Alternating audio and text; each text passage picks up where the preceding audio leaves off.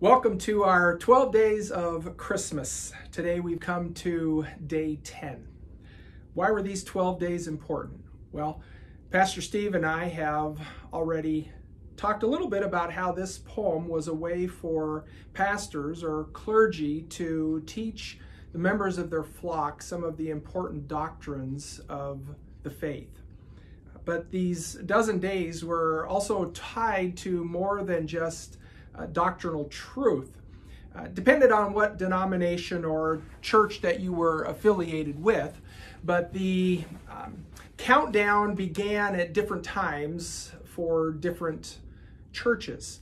For instance, some people began the countdown on December 14th, counting then forward to Christmas Day, December 25th. Others began on Christmas Day and counted forward into January to the day known as Epiphany, that this year, or I guess we could say next year, is January the 6th.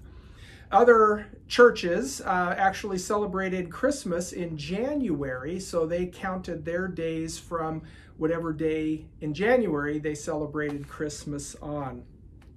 But whatever and whenever they began to count, these days were very important in the holiday celebration. For some Eastern European churches, these 12 days were a time for rededication, repurposing, refocusing their faith, and attending daily church services. During this extremely difficult age, in the Dark Ages, as we would say, they would have really seen these days as purposeful for their faith. And it was also a time when small, simple little gifts would be given each and every day to children to celebrate each of the 12 days of Christmas.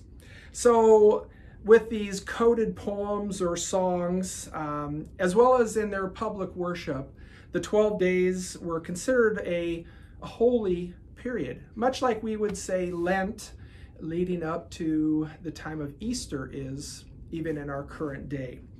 Now, what have we seen so far? The 12 drummers drumming, the 11 pipers piping, and today, on the 10th day of Christmas, my true love gave to me 10 lords a-leaping. Well, this is probably the easiest of all the gifts to ascertain or figure out what the reference was. And of course, lords in that day and age were judges, and they were the ones who were in charge of the law. So the 10 lords would have had directly been pointing to what's known as the 10 Commandments. Pretty straightforward.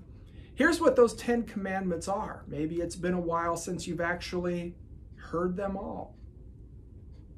Thou shalt have no other gods before me. Thou shalt not make any graven image. Thou shalt not take the name of the Lord thy God in vain. Remember the Sabbath day to keep it holy. Honor thy father and mother. Thou shalt not murder. Thou shalt not commit adultery. Thou shalt not steal. Thou shalt not bear false witness. And thou shalt not covet. 10 lords a-leaping. The 10 Commandments. By the way, they're not the 10 suggestions. These commandments are a reflection of God's character, of his holiness, and are given to his people not only in the Old Testament, but in every dispensation to show us the way, the best way to live, the right way to live for him, to bring glory to him as his children, and to ensure the life and happiness, health, success of not only the person, but the home, the family, as well as all of human civilization as God has designed it to function.